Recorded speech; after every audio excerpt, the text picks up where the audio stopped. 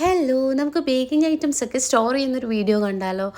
ഇന്ന് ഞാൻ ചെയ്യുന്നത് പർച്ചേസിംഗ് എല്ലാം കഴിഞ്ഞ് വന്നപ്പോൾ ഞാൻ ബേക്കിങ്ങിൻ്റെ ഐറ്റംസ് എല്ലാം സ്റ്റോർ ചെയ്ത് വെക്കാൻ തുടങ്ങി.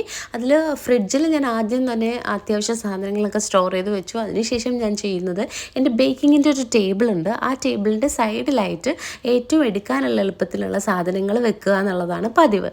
കാര്യം എൻ്റെ കയ്യെത്തും ദൂരത്ത് തന്നെ ഈ കവറും ബേസും ഒക്കെ ഇരിക്കണം. ഇല്ലെങ്കിൽ കസ്റ്റമർക്ക് കൊടുക്കുന്ന സമയമാകുമ്പോൾ ഞാൻ ഏറ്റവും കൂടുതൽ ടോപ്പറും കവറും ഇതൊക്കെയാണ് സെർച്ച് ചെയ്യാറുള്ളത്. അതിൻ്റെ കയ്യെത്തും ദൂരത്ത് തന്നെ ഞാൻ എപ്പോഴും സെറ്റാക്കി വെക്കുക എന്നുള്ളത് എനിക്ക് മസ്റ്റാണ്. കാര്യം ആ സമയത്ത് സെർച്ച് ചെയ്യാതിരിക്കാൻ അതൊരു മൂലയ്ക്കായിട്ട് ഇങ്ങനെ അടുക്കി പെറുക്കി സെറ്റ് ചെയ്ത് വെച്ചിട്ടുണ്ട്. പിന്നെ ബേക്കിങ്ങിൻ്റെ ഏരിയയിൽ തന്നെയാണ് ഞാൻ ബേക്കിംഗ് ചെയ്യുന്ന ഐറ്റംസും വെച്ചിട്ടുള്ളത്.